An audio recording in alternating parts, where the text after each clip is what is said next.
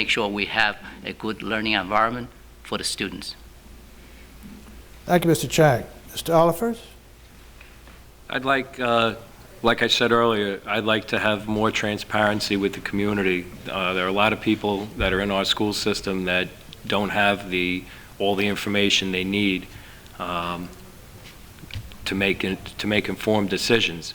More specifically, what I'd like to do in the classrooms is I'd like to increase our whiteboard technology, and I'd also like to look forward into the future to possibly getting wireless technology into the classroom so that we can begin to compete with other schools that are out in the community.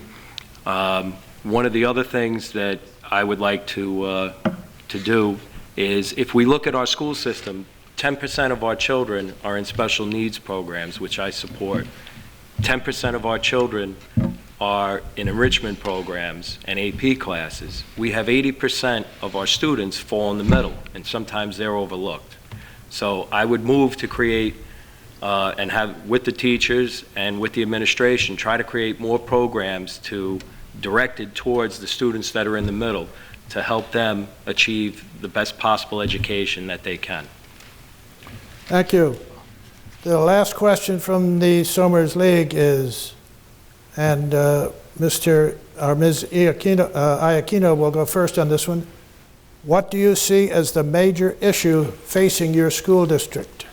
I honestly feel that the major challenge that we are facing is the lack of administrators. We don't have a pool to pull from. Like I said in the past, as people retire, as principal of our school, as superintendent, as assistant superintendent, we're hoping to hold on to ours for a very long time. There's a very shallow pool to pull from, and that's a very scary thought. We've started some great work here in Somers. I'm finding it hard to say what's one thing I would change, because I don't think I would change a lot. I would enhance, I would continue all the great work that we've done. And I really feel that, having Dr. Marion on as our superintendent and all of our assistant superintendents and principals, we're gifted here. And when those people start to retire, it's going to be a really, big shoes to fill, and it might affect the good things that we have going in the works, and that's a very scary thought. So I think the administration and filling those shoes is going to be our biggest challenge. Thank you. Mr. Chang? Major issue, fortunately in our school system in Somers, that we don't really have crisis. And I think we are doing fine, and we have a good superintendent. We have good principals that particularly some of the new hires, in my opinion, are very good and effective. If I have to place a major issue on the spot, I would say that we need to consider effectively offer the best education to all children, whether they are in the top 10% or lower 10% or in the middle 80%. The key word is effectively. And this is where I think the school board comes in, and we need to set the policies. We need to have very keen oversight over this effectiveness. Thank you. Thank you. Mr. Olifers? One of the things that I see is, again, the people in the community. The people in the community that I have talked to have spoken to me about safety and security and the issue of drugs in the school system. Safety and security, what I would like to do is to change it a little bit, is maybe put buzzers on all the doors, so that somebody physically has to be buzzed in to get into the school system. I also believe that another thing that I would like to enact, I said earlier, was the DARE program, to interact with the police officers and the school children. But lastly, and most importantly, the most important thing that you're going to be voting for is, in a school board member, is accountability. You want accountability. And I think that I can bring that to the table. We have a good school system. We have good teachers. As a school board member, I would be accountable to the community. And as I said earlier, transparent and open. My yes means yes, my no means no. Thank you, Mr. Oliver. Mr. Sirico? Yes, thank you. I believe that, we have a great school system, very much in balance. If I would answer this question basically in a short term and a little bit longer term manner. In the short term, I think the safety issues are on point. I think that we need to get this construction done, and we need to get that done safely, quickly, and on time.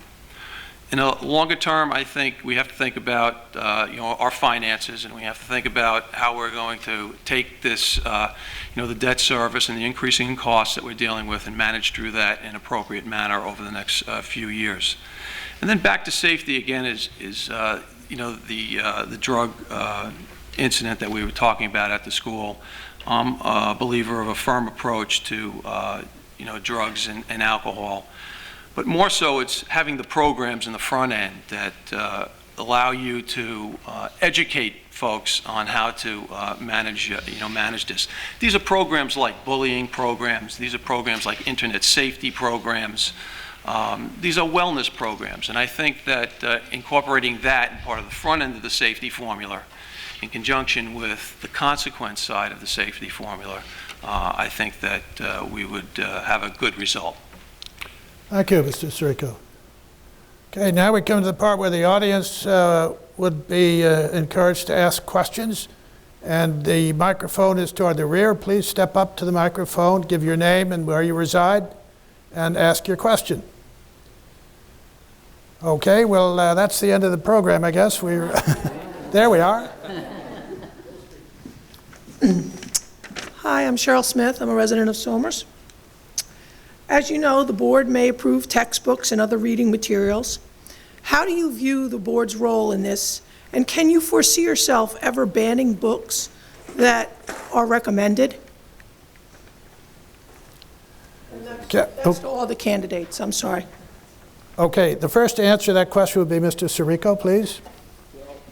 As a board member, I think I'd first rely heavily upon my educators to get their input on what's appropriate and what's not appropriate. Secondly, I think age-appropriate books are a part of this as well. I mean, textbooks have to be, and literature has to be age-appropriate. But I would imagine that when it comes down to the final analysis, it's really the values of the board member that has to make the final decision. And I believe, with our youth, it's important to expose them to issues that we're going to deal with as adults. I know at my dinner table, it's an open conversation, and we talk about things that are happening during the day. And I think that vetting issues out is how society moves forward. So I would be, open to entertain new types of ideas, and I would really not be supporting censorship. Sorry, Kayana? I can tell you for 100% that when the administrators come forward with a proposal for a new textbook for a classroom, it's not thrown in lightly. It's a group of highly trained, educated people that come together and they look at every possible textbook that the classroom could possibly use, and they pick the best textbook. So I could never, knowing that the administrators we have in place today, unless that changes, like I said, that's an issue, but as of today, could never say, no, I could not take that textbook recommended by the superintendent, the assistant superintendent, and the whole group of teachers that brought it forward, with their knowledge of the classroom, their knowledge of the changing environment, and their knowledge of the subject. Okay, Mr. Chang. On this issue, I think we all live in a democratic society. I don't think anybody should support censorship. However, I think we have young children, have a sort of innocent mind. We really have to be mindful of what they are learning. So I suggest that the approach that the educational board should take is to do a lot more survey among the communities, okay? As I said earlier, we should place the community's priority over the so-called political correct slogans. And there's certain issue perhaps underneath of this question. I think censorship definitely is not the answer from the board. However, the board should be proactive to understand certain selection of books, whether they meet the community's wishes or desires. And if there is a controversial issue, the board needs to debate and needs to understand and find the alternative solution. I think this question must have layers, and I hope after this forum we can discuss further to understand the details. Thank you. Mr. Chang. Mr. Olifers. As a school board member, I would ensure that all materials that were coming before the school board were looked at by our teachers who are our experts. Okay, if you're asking the question, should books be banned, books should be age appropriate, and that's why we have our educational professionals to tell us if books are appropriate or not. Learning, you have to remember, learning and education, okay, is a light that helps fight the seeds of bigotry and prejudice. We have to keep aware at all times that our children, part of their education is going to be, this is a diverse world. There's diversity everywhere. And it's not something to be afraid of. It's something to meet head on and give the kids both sides of the argument. All right? In saying that, going back to my transparency platform, I think that as a school board, we should bring this knowledge and bring what's coming before us to the community to let them also see what's going on in the school system. I don't believe that a school system should indoctrinate children, but I believe that they should give both sides of an issue, and they should help, as I said, battle the seeds of bigotry and prejudice. Thank you. Thank you. Okay, who else has a question they would like to ask? Please step up to the microphone.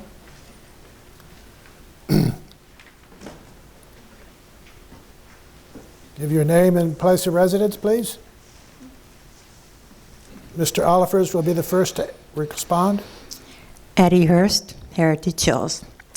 I think we all think that Dr. Marion is a pretty wonderful supervisor. On the other hand, as I've watched many meetings, I rarely see any members of the school board disagree with her in any case. In fact, I don't get to see everyone, but recently I've only seen one negative vote. I wonder how independently you each feel you could be in thinking through what Dr. Marion recommends. Okay, well, in answer to your question, I've spoken a few times here. I believe in accountability. I believe in transparency. Now, there is a fine line, and I told you earlier, I will tell you my views, and I will not hold back my views. Okay? However, there are school systems, and we've seen them on TV, that are out of control. I don't think that it's in anybody's best interest, including the students, to turn on the TV to watch the board meeting and see a Jerry Springer type show. All right, the school board needs to do things in unison. They need to work together. Okay? If it turns out or it comes out that we can't all agree on an issue, or that our school administrator is not acting appropriately, well, as a school board, we have the ability to correct that. All right, they're employees of the school board, and the school board ultimately is an employee of the people. Thank you. Mr. Sirico? Yes. Look, I believe in open communication. I believe in vetting issues out. I believe in getting things out into the open so we can understand what we're facing. My background, I've served on boards. I'm a CFO. I've managed situations where we had a diversity of opinion.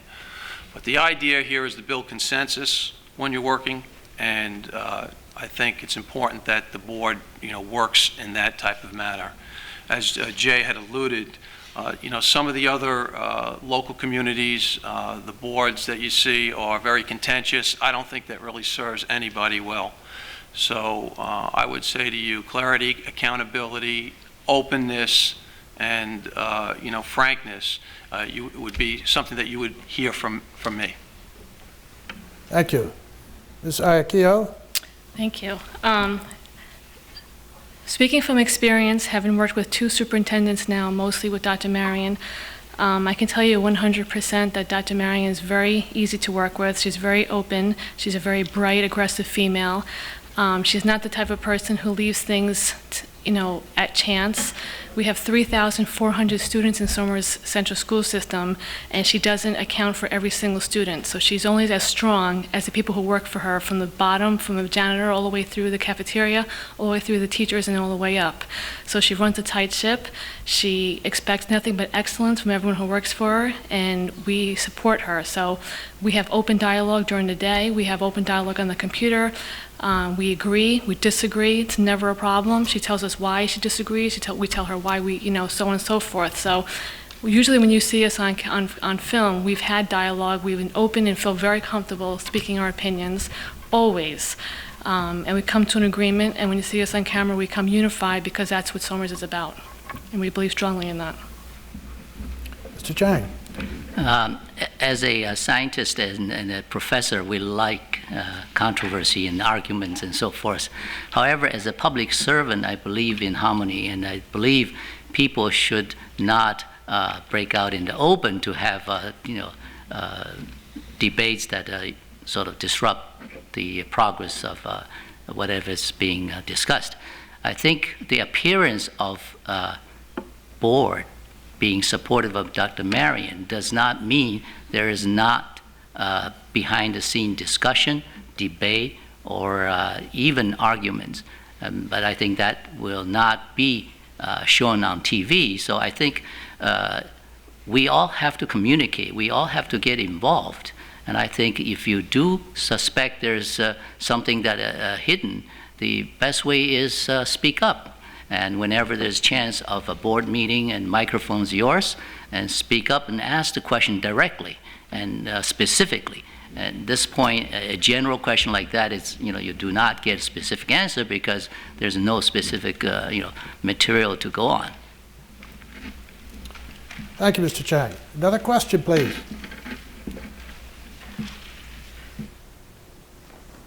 Mr. Chang will go first on this question. Okay, a wide range of issues come before the board on many different topics. My question to the candidates is, how would you, as a board member, be prepared to deal with this range of issues that you need to look at? Do you have specific issues or just? Now, what I'm saying is you would be called upon to discuss, analyze, etc., many different kinds of issues. Some of them may be financial, some of them may have to do with construction, some of them may have to do with certain aspects of curriculum, although the educational staff does do curriculum for the most part. But there are many different things that come before a school board. I think Joanne can attest to that. And nobody can possibly be knowledgeable right now about every one of these topics. So what would you, as a board member, be doing in order to deal with the various issues in an intelligent and knowledgeable manner?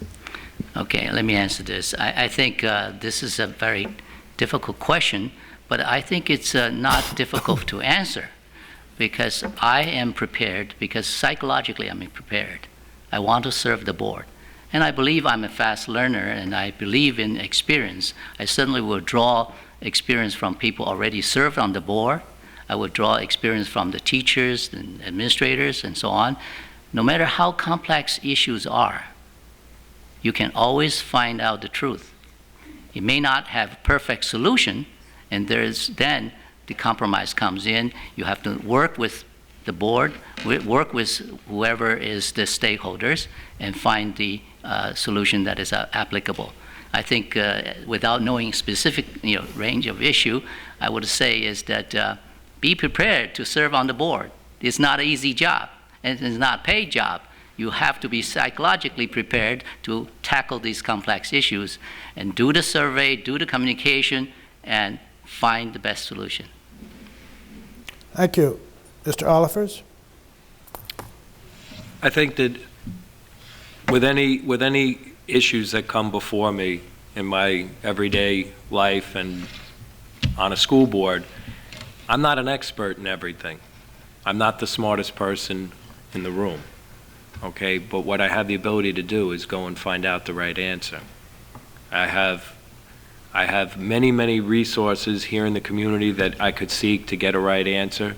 I wouldn't be beyond going outside the school district to other districts to look to see, hey, maybe somebody's doing something better. All right? In my everyday job, unlike, most people, it's a very fluent, very active profession. And a lot of times we need to find the right answers, and we need to find them from other people. And my experience in life is that most people, and the people sitting right here, have a need and a drive for public service. So if you get groups of people like us together, I'm sure we can work out and find the right answer. Mr. Sirico. Yes, I would say my educational background, my 25 years as a business leader, my experience as a CFO, but more so is working with people and relying on experts. I mean, we have a great staff here. We have many knowledgeable people. We have resources for outside counsel. We have people in the community that we can reach out to. As we just alluded to, there are fantastic people that are on the board.